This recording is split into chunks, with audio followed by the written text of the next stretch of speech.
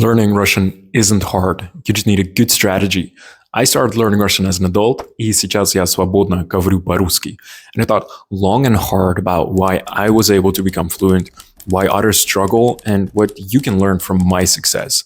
The results are 5 steps to follow to become fluent in Russian. And watch till the end of the video because each step is crucial. I started learning Russian because I fell in love with a Russian girl.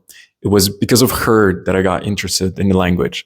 And falling in love with a native speaker creates a strong connection to the language and culture. And maybe you've experienced something in the past. The thing is, you must create a strong emotional connection to the Russian language if you want to learn it. Because without it, you'll never have the motivation to stick with Russian long enough to see results. But love isn't the only way to do this. It's also not very reliable. I couldn't have said, today I'm going to fall in love with a Russian woman because I want to learn Russian. Like, life just doesn't work like that. But luckily, there are other ways to create an emotional connection to a language. For example, music creates strong feelings. Like, every time I listen to certain Spanish songs, I get such an overwhelming urge to learn Spanish. And travel does something similar. Whenever I'm in a different country, I just want to learn more of the language that they speak. And another way is just by learning more about the culture and history of a country. Objectively speaking, Russian is probably a good language for this because the country is so polarizing. It's difficult to find the right words for this, but usually someone is either impressed or repulsed by the country, its people, and history. And if you're watching this, then chances are big you've already got an emotional connection to the Russian language as well. So now I had a good reason and motivation to learn Russian. So what did I do next? Well, I tried lots of courses and apps, but the thing that worked best for me were audio lessons. What I loved about them was that they allowed me to learn the grammatical structure of the language, and they also taught me common words. And the best thing about the audio format was that I could listen to them while I was commuting to university and work. So I didn't need to find any extra time to learn it.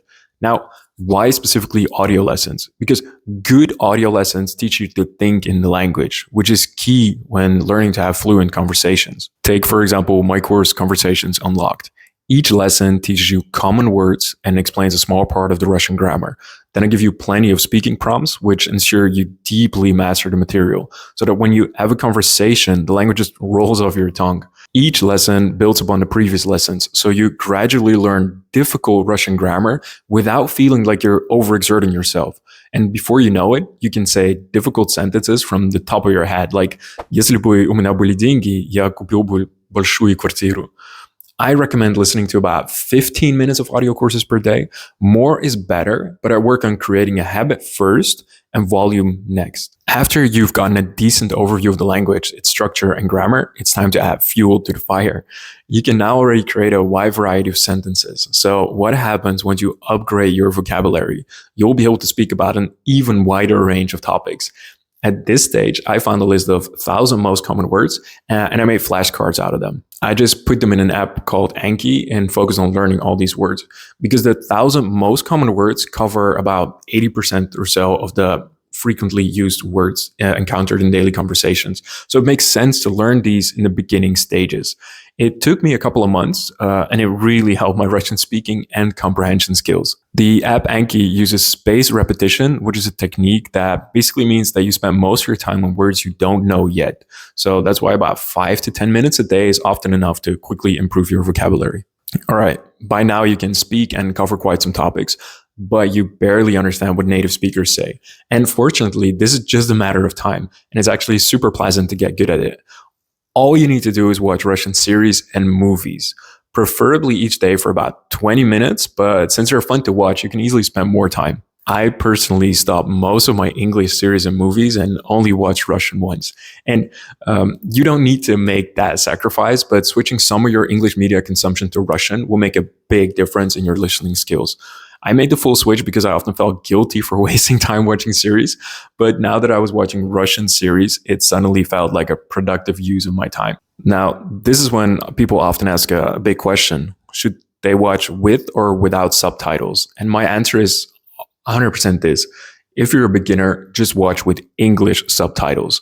Otherwise, you don't understand anything. It's not fun and you'll stop doing it.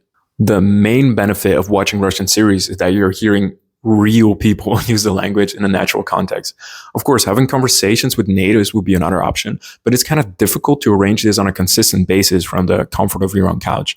You often can't just be like, I've got a spare hour, let's meet with a tutor right now. But you can turn on your TV or YouTube and watch a fun movie or series. And series are so easy, super easy to just turn on and start watching without any sense of pressure that usually accompanies real conversation. All right, now you're at the point where you can express yourself, know plenty of words, and can even understand conversations when natives speak. So this is where you put your knowledge to the test. Now it's time to find native speakers to speak with. Easiest would, of course, be to have someone in your family, friends, colleagues, or acquaintances who speaks the language. But luckily, we live in the 21st century, so there's plenty of ways to practice online. Online tutors or language exchanges are a great alternative to real-life conversations.